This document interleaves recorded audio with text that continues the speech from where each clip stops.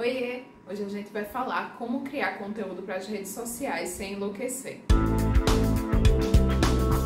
Oi, eu sou Blisa, também conhecida como a musa do marketing afetivo, e hoje eu vou conversar um pouquinho mais contigo, já que existem tantas redes sociais, aí você reclama do alcance, toda hora o Instagram muda o algoritmo, e aí é foto, e agora não é mais foto, e agora é vídeo, e agora voltou a ser foto, e você fica maluca no meio disso tudo.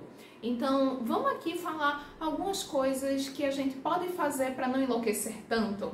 Não vou garantir que você não vai enlouquecer, mas não enlouquecer tanto nessa produção de conteúdos que a gente sabe, a gente que empreende, que é muito importante. Então, o primeiro ponto é, vamos definir qual é a melhor rede para você. Eu sei que assim, no meio de tantas as redes sociais, a gente fica pensando, nossa, mas eu devia estar produzindo conteúdo para todas elas e surgiu uma nova rede e eu devia fazer logo minha conta e devia fazer conteúdo para lá também. Só que, se eu bem sei, você só é uma.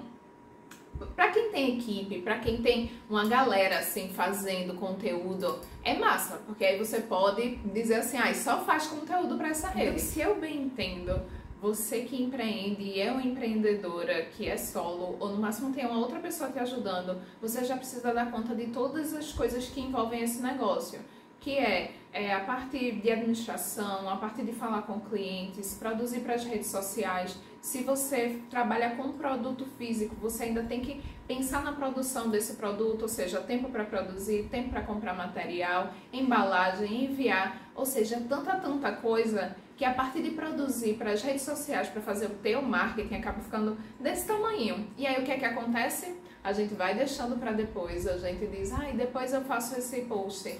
Eu devia ter feito um post hoje, aí quando a gente vê, passou um mês sem postar nada. Então, para isso não acontecer, vamos pensar direitinho. Qual é a melhor rede social para você nesse momento? Para cada rede social, a gente tem um intuito diferente.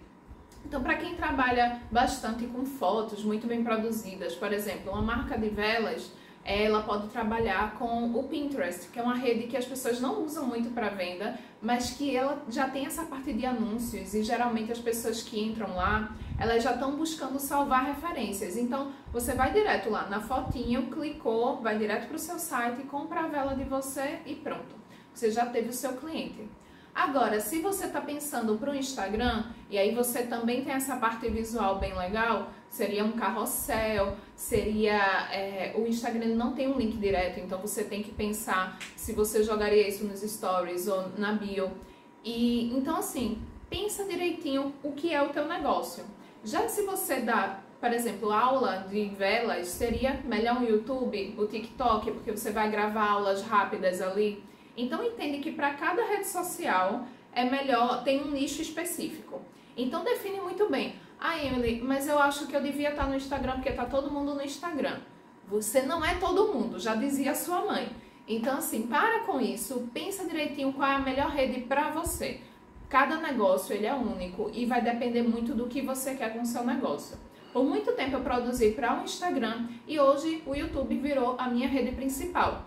Então, não pensa que você precisa ficar numa rede só. Quando você pensa nas redes sociais, você pode pensar como se elas fossem um terreno alugado. Quando a gente fala de marketing, de modo geral, e principalmente no marketing afetivo, eu gosto de falar o seguinte para as minhas clientes. Imagina que você tem a sua casa, que é própria, e você tem um terreno alugado. Então faz o seguinte, a sua casa própria é tudo aquilo que você tem contato direto com os seus clientes e que você tem o completo domínio daquilo, ou seja, o seu site, que você sabe que vai poder colocar ali, seus clientes vão direto para você, o e-mail dos seus clientes, o número de telefone deles. E rede social, que eu chamo de terreno alugado, é tudo aquilo que, se o dono da rede social resolver te banir, não tem nada que você possa fazer a respeito. Então imagina você passar anos construindo, sei lá, uma loja super legal no Instagram, ter 50 mil seguidores e do nada resolve a galera dizer que você está violando alguma regra deles e sua conta ser banida e você não poder fazer nada a respeito.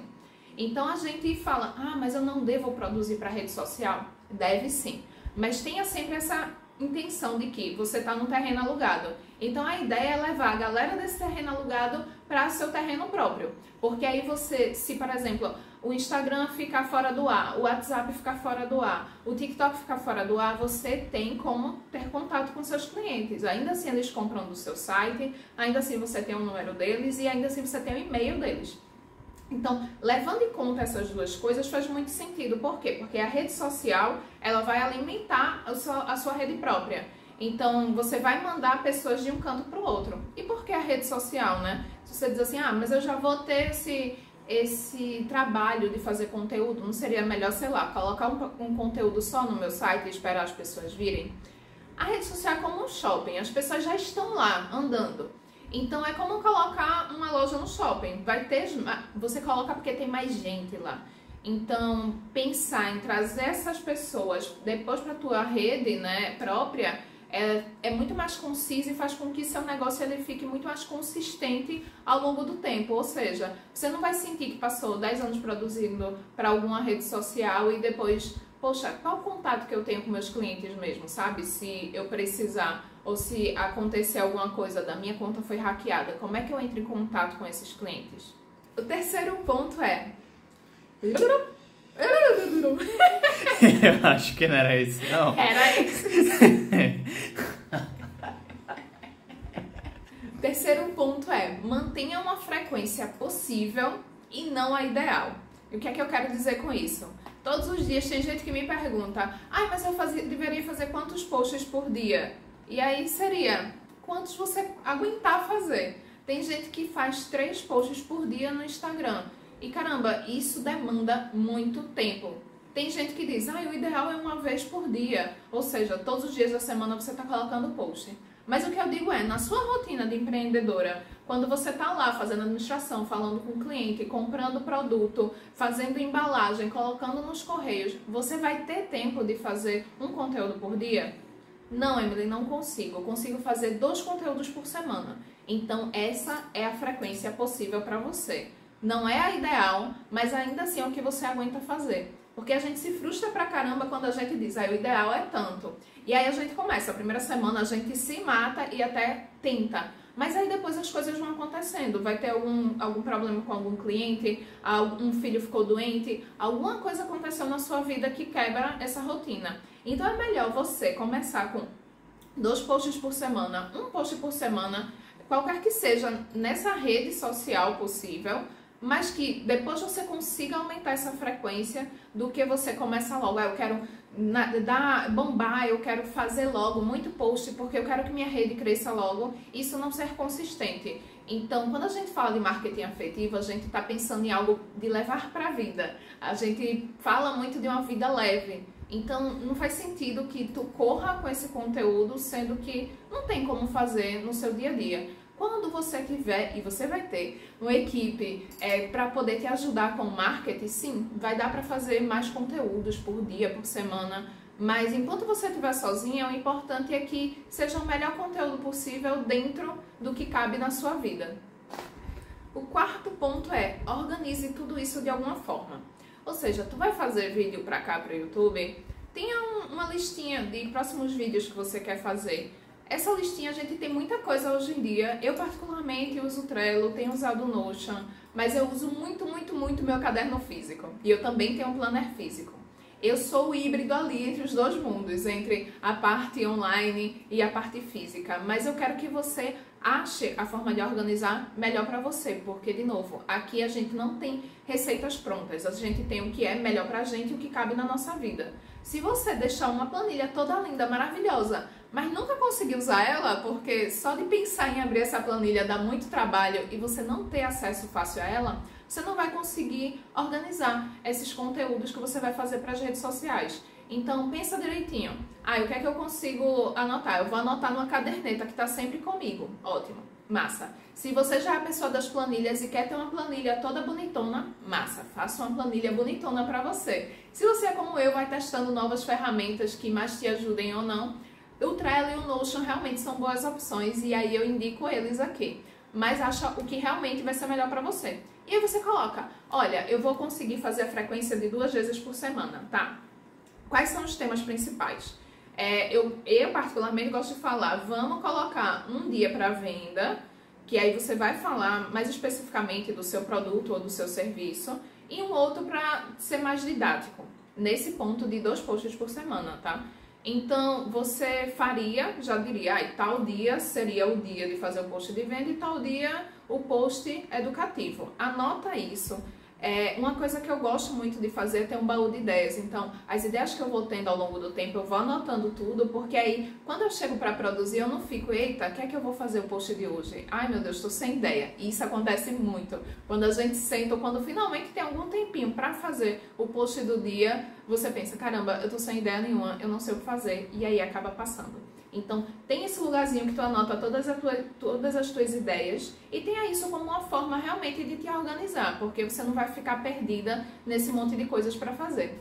O quinto é, otimize o que você já faz e reuse o seu conteúdo. Eu tenho certeza que você já deve ter produzido alguma coisa para alguma rede social e lá atrás você fez coisas que ninguém mais engaja ou interage. Então, uma coisa legal é você refazer os seus conteúdos, ou seja, veja os temas que você já trabalhou, que deu certo, coloque coisas a mais nele e reproduza esses conteúdos. Outra coisa você já produz algo grande para, por exemplo, um vídeo para cá para o YouTube, corta ele em vídeos menores para colocar em outras redes. Fica muito mais fácil quando você otimiza o seu conteúdo. Se você faz aquele esquema que eu falei lá no começo de terreno alugado e terreno próprio e manda a galera das redes sociais para o seu pessoal, ou seja, você tem uma newsletter, tem uma parte de e-mail, e eu sei que muita gente vai perguntar quem usa e-mail hoje em dia. Muita gente usa. Lembra que tudo que é sério é usado pelo e-mail. Por exemplo, se vem alguma coisa do banco, se vem algum ingresso de show, documentos, eles são enviados por e-mail. Então tem muita gente que ainda utiliza.